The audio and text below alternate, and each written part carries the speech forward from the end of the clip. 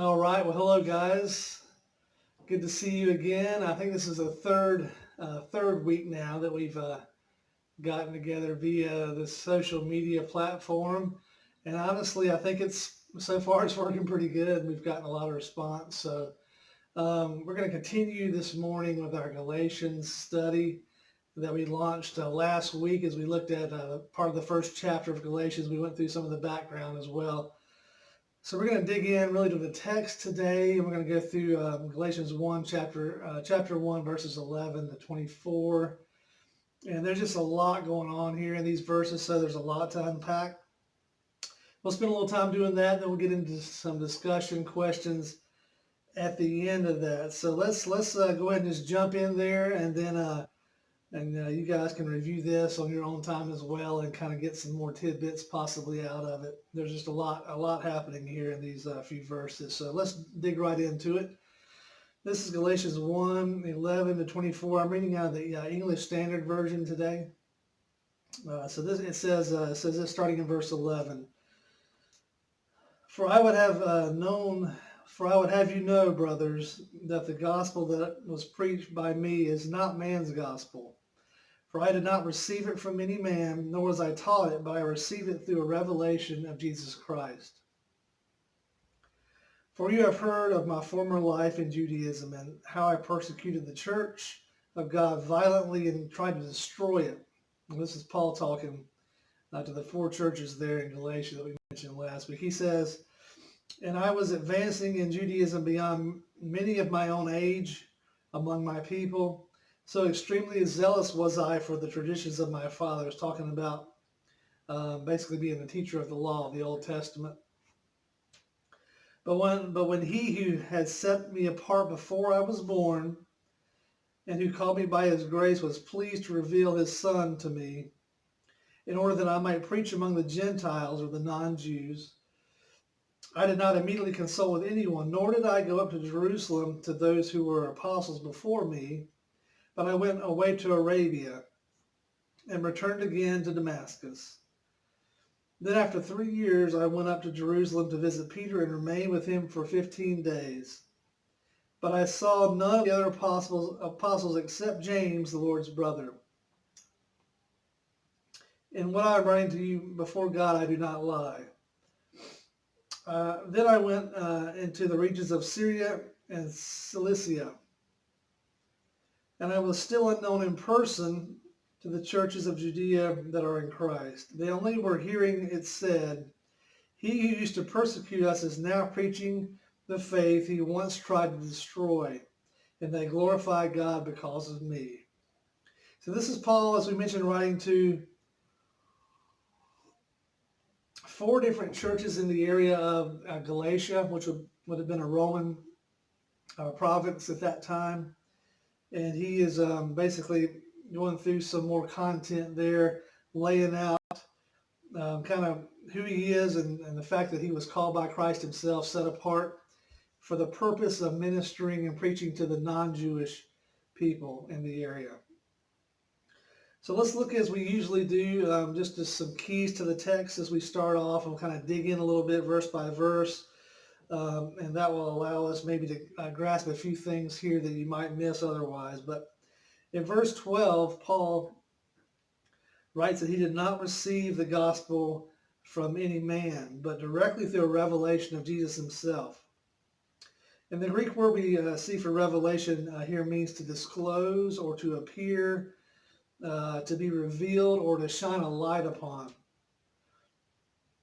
And the root word refers to something like taking the cover off of something of great significance.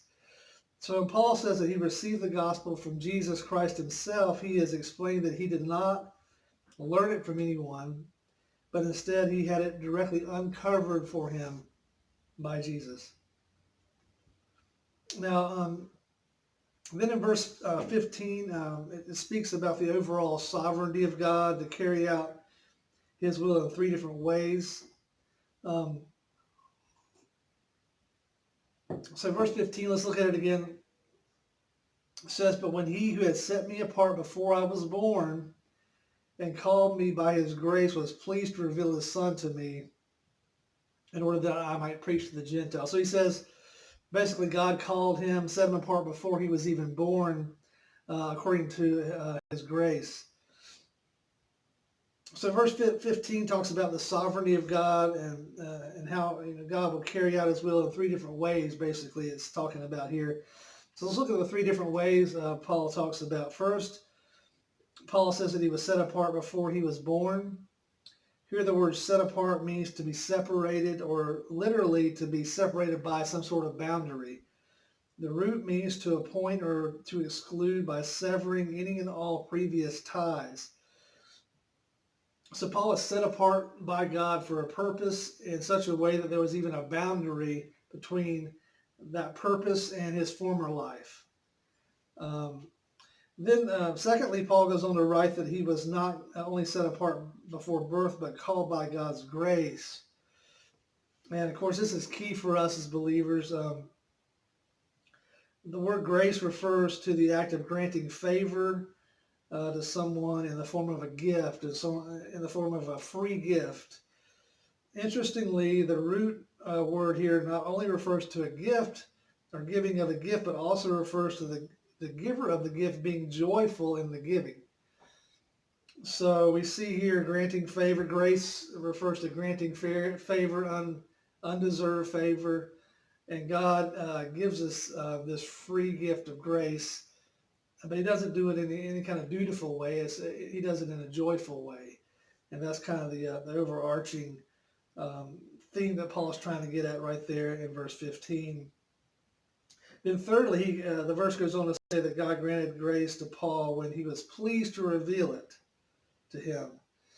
And he did this in the form of his son, in the form of Jesus. And we know in Acts chapter 9, if you want to read that account where Paul is traveling on the road towards Damascus and Christ appears to him and changes his whole, wrecks his whole life basically, strips him down to nothing and builds him back up into the teacher, preacher, church planner that he became. And God did this, and Paul says in verse 15, in his own timing, he revealed it to him in his own timing. And here we understand that God gives grace as he pleases, and in his own timing, regardless of man's actions. And I kind of wrote a side note here to myself, and trying to grasp this overall idea of God's sovereignty. It's important to understand that God carries out his own will regardless of what we do or what we don't do. And oftentimes he carries it out despite what we do. I know that's certainly been the case over and over again in my own life as I feel God prompting me about something and I'll resist and I want to do it my way, and maybe I'll even run from it depending. And God doesn't throw up his hand and say, oh, well, he just doesn't want to do it, so, he just keeps pursuing me until I eventually submit to his will.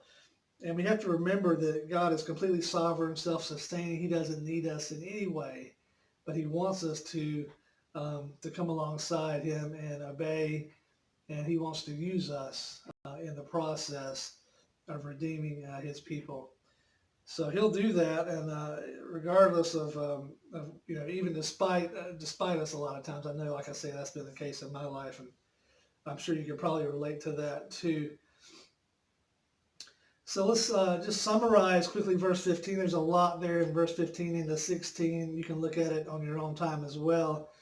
But verse 15 shows us that God calls believers joyfully and joyfully gives them grace that they do not deserve. And he does this when it pleases him, not as any sort of response to our own actions.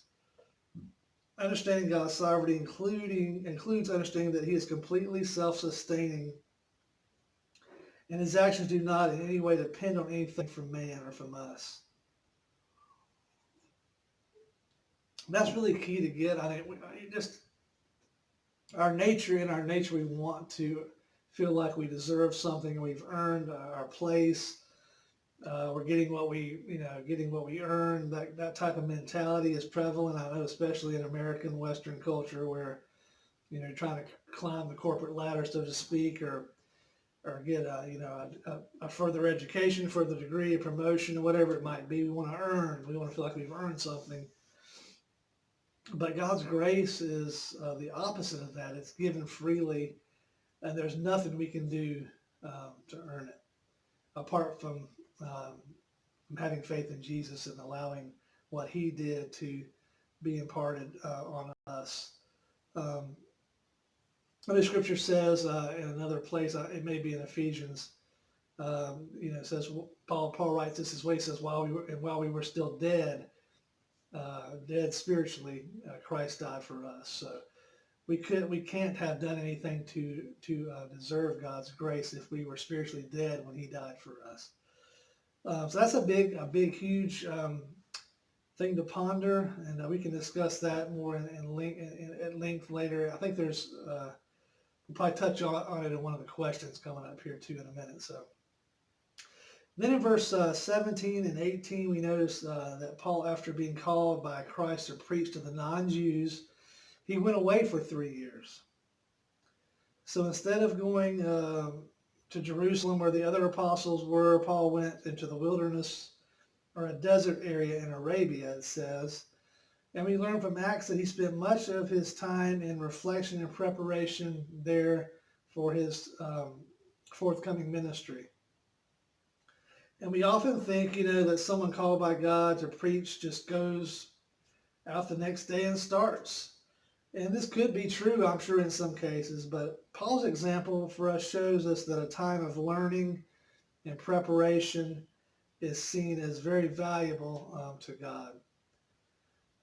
Just a side note, we learned last week that Paul wrote his letter to the Galatian churches before any of the 4 Gospels, Matthew, Mark, Luke, and John, were even written down or recorded.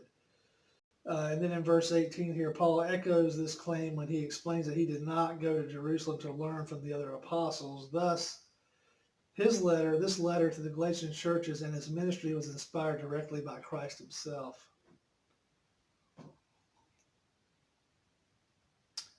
All right, so verses 11 to 24, like I said, there's a lot going on there. Let's look at a few discussion questions.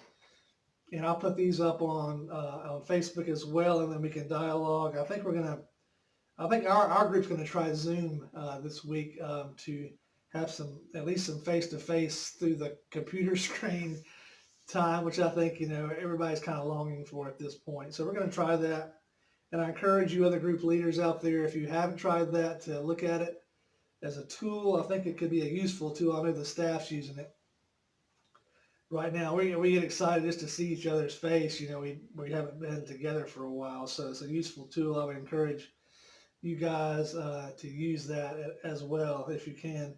But let's look at the discussion questions. Number one, it says in verse 15, Paul writes that he was called by God's grace. He says that he was set apart by God from before his birth. So the question is, how does the gospel of grace, the gift that God joyfully presents to us, how does it free us from our pride, from our selfishness, from thinking that we've accomplished something, and also from our guilt, from feeling that we must repay God for our disobedience or for our sin? We must earn in some way his favor. So how does the gospel of grace, how does it free us from our selfishness, and how does it free us from our guilt? And then secondly, a second part of that question is, how do you view the fact that that God set Paul apart from before his birth, or obviously from before he believed? How do you view that God set him apart before he was born? And then question number 2 will be in verses 16 and 17, Paul explains that after receiving his call from God, he did not consult anyone, even the other apostles, but instead went directly into a time of training and preparation in Arabia. So the question is, while it is great to be a part of an ongoing fellowship with other Christians like we have in our group and the many other life groups at He's Alive Church here, while that's essential, there are times when we must simply follow God's leading in our lives, despite how it looks to others. So I know for me, there have been some occasions for sure like that where I know a big one for our family was when we moved from the Carolinas out to the Midwest to Missouri back in 2010, Kansas City area, just north of there in a town called St. Joseph. We lived there for about 5 years while I worked for a church there.